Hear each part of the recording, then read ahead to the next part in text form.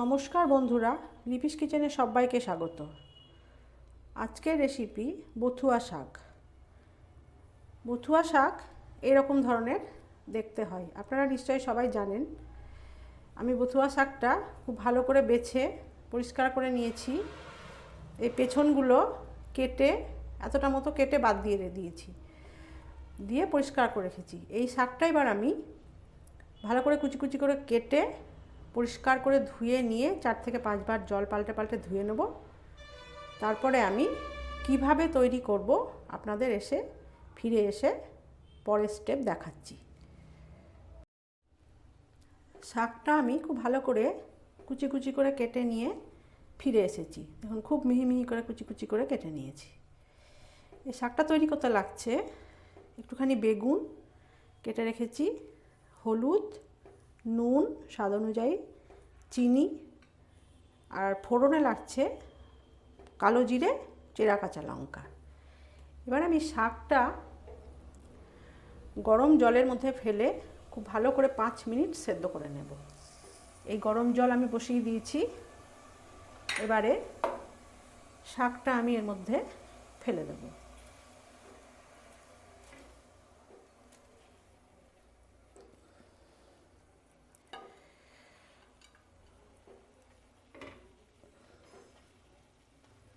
এবার এটা আমি 5 মিনিট খুব ভালো করে টকবক করে ফুটবে সেরকম অবস্থায় সেদ্ধ করে নেব। তারপরে এসে আমি পরের স্টেপ দেখাচ্ছি। এবারে আমি শাকটা সেদ্ধ করে নিয়ে ফিরে এসেছি। শাকটা খুব ভালো করে সেদ্ধ করে জলটা ফেলে দিয়ে চিপে চিপে জলটা ফেলে দিয়েছি, দিয়ে আমি এখানে রেখে দিয়েছি। এরপরে আর কোনো জল ব্যবহার করব না। এবারে বেগুনটা খুব ভালো করে ভেজে নিয়েছি। এবার এই অবস্থায় আমি ফোড়নটা দিয়ে দেব। আপনাদের দেখানো হয়নি, এখানে কয়েকটা রসুন ফোড়ন দেব, কাঁচা লঙ্কা আর একটুখানি কালো জিরে।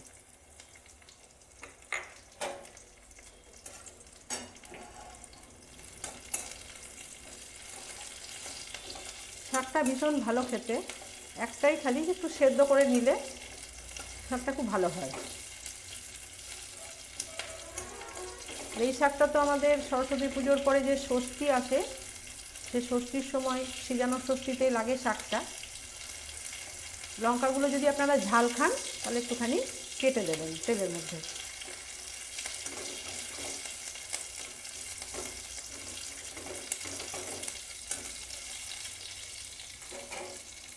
এবারে হলুদটা দিয়ে দেবো,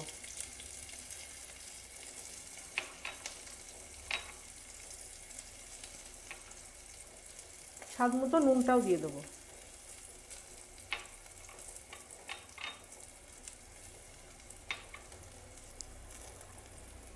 এবার যে শাকটা সেদ্ধ করে রেখেছিলাম সেই শাকটা এবারে দিয়ে দেবো।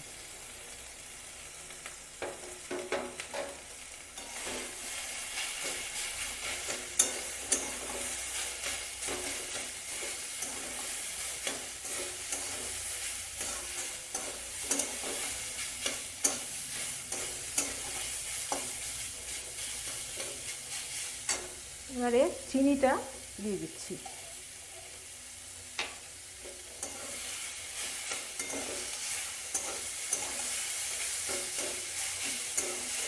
যে কোনো শাকই একটু মিষ্টি মিষ্টি ভালো লাগে। আপনারা যদি মনে করেন চিনি দেবেন না, নাও দিতে পারেন।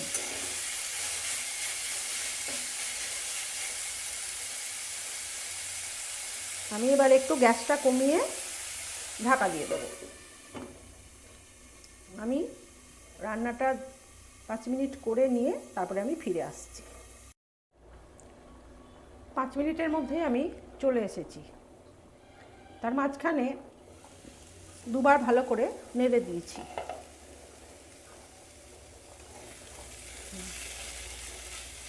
শাকটা রান্না হয়ে গেছে। এবারে আমি গ্যাসটা বন্ধ করে দেবো। বথুয়া শাক রেডি। যদি রেসিপিটা ভালো লেগে থাকে তাহলে বাড়িতে একবার ট্রাই করুন। কমেন্ট করুন, কমেন্টে আমাকে জানান কীরকম লাগলো। চ্যানেলটিকে লাইক করুন, শেয়ার করুন, সাবস্ক্রাইব করুন, পাশে থাকা বেল আইকনটি প্রেস করে দিন। তাহলে আমি যে সমস্ত নতুন নতুন ভিডিও আপলোড করব তার নোটিফিকেশান আপনাদের কাছে খুব দ্রুত পৌঁছে যাবে। তাহলে আজকে আসি, এই পর্যন্তই। সবাই ভালো থাকবেন, সুস্থ থাকবেন। দেখা হচ্ছে নতুন কোনো ভিডিওতে। নমস্কার।